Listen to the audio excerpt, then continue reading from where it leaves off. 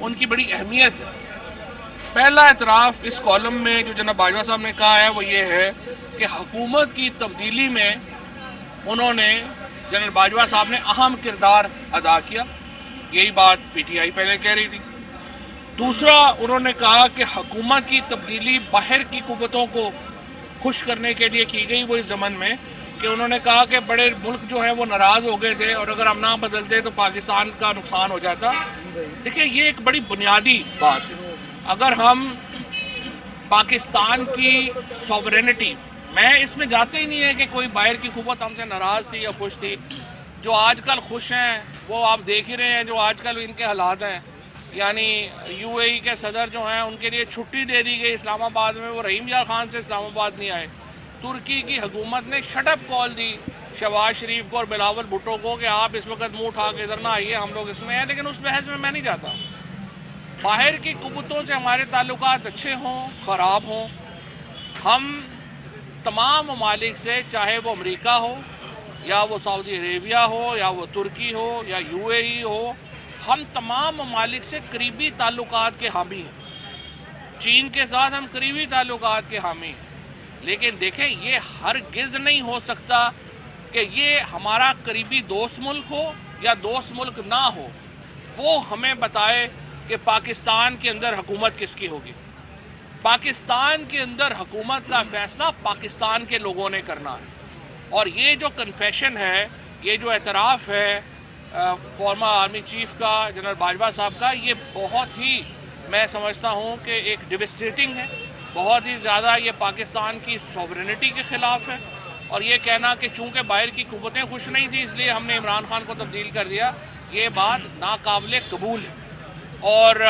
یہ میں سمجھتا ہوں کہ اس کے اوپر غور کرنے کی ضرورت ہے کہ کیسے یہ معاملہ جو ہے اس کو ہم آگے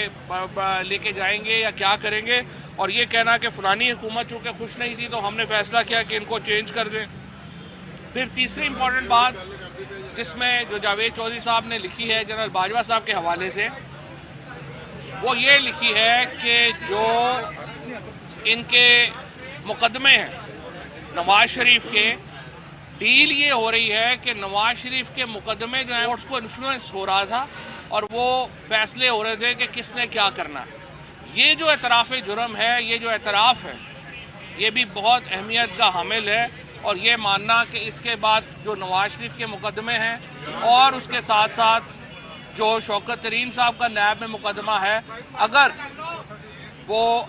بقول جاوید چودھری صاحب کے جنرل باجوہ صاحب نے کہا کہ انہوں نے ختم کروایا،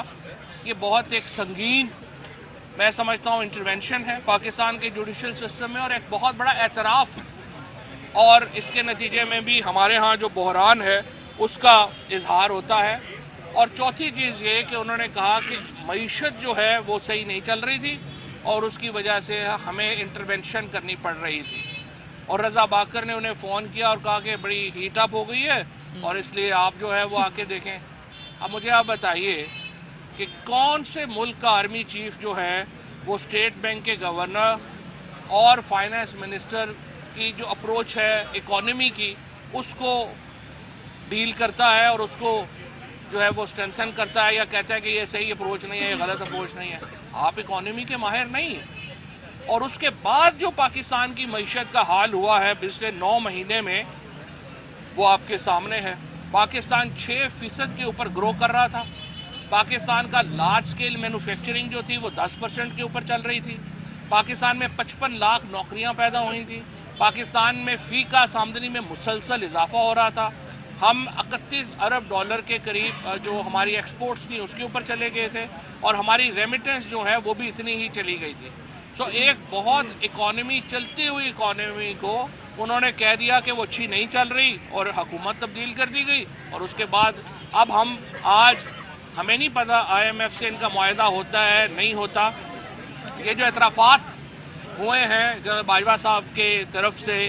جاوید چودھری صاحب کے کالم میں یہ سمجھتا ہوں اس نے موجودہ حکومت کی جو لیجٹیمیسی ہے، ہم تو پہلے دن سے کہہ رہے تھے کہ یہ حکومت جو ہے وہ لیجٹیمیٹ نہیں ہے، ہم پہلے دن سے بتا رہے تھے کہ اس حکومت کی کوئی جو ہے وہ قانونی حیثیت نہیں ہے، لیکن اب سابق آرمی چیف کی طرف سے جو یہ باتیں سامنے آئی ہیں اس سے اس حکومت کی جو رہی صحیح کسر تھی وہ بھی ختم ہو گئی ہے، اس کی لیجٹیمیسی بالکل جو ہے وہ تباہ و برباد ہو گئی ہے، ختم ہو گئی ہے، اور اسی لیے ہم یہ سمجھتے ہیں پاکستان کے بحران کا حل جو ہے وہ صرف اور صرف نئے انتخابات میں ہے، اور جتنی جلدی ہم نئے انتخابات میں جائیں اتنی جلدی ہم پاکستان کو بحران سے نکال پائیں گے۔ شکریہ صاحب یہ بتائیے گا کہ کل کیپٹن صفدر نے ایک بیان دیا ہے کہ ووٹ کو عزت دو کا جو بیانیہ مسلم لیگ نون نے خود جو ہے دفن کر دی ہے، اور مسلم لیگ نون کے خود لوگوں نے ہی جو ہے مسلم لیگ نون کو جو ہے تباہ کر دی ہے، تو اس حوالے سے آپ کیا کہیں گے؟ دیکھیں یہ بات تو ظاہر ہے نون لیگ کی اپنی ہے، لیکن نون لیگ کے اندر اب کافی آوازیں اٹھنا شروع ہو گئی ہیں۔ میں سمجھتا ہوں جو شاہد خاقان عباسی نے، مفتاح اسماعیل نے، اور اب آ کے کیپٹن صفدر صاحب نے جو باتیں کہی ہیں ان میں وزن ہے، اور ہمیں سیاسی جماعتیں جو ہیں ان کو بھی سوچنا چاہیے کہ وہ کس طریقے سے جو ہے وہ آگے پاکستان کے اندر رول آف لا اور اس پہ بات کریں گی، اور اسپیشلی یہ جو آرمی چیف کے جو اب انکشافات ہیں اس کے بعد تو بالکل ہی معاملہ جو ہے وہ آپ کے سامنے ہے۔ چودھری صاحب شاہد خاقان عباسی صاحب نے کہا ہے کہ جسٹس جاوید اقبال نیب کے چیئرمین نے ہمارے گریبان پر ہاتھ ڈالا تھا، اب ہم بھی ان کے گریبان پہ ہاتھ ڈالیں گے، آپ کیسے دیکھتے ہیں اس کے بیان کو؟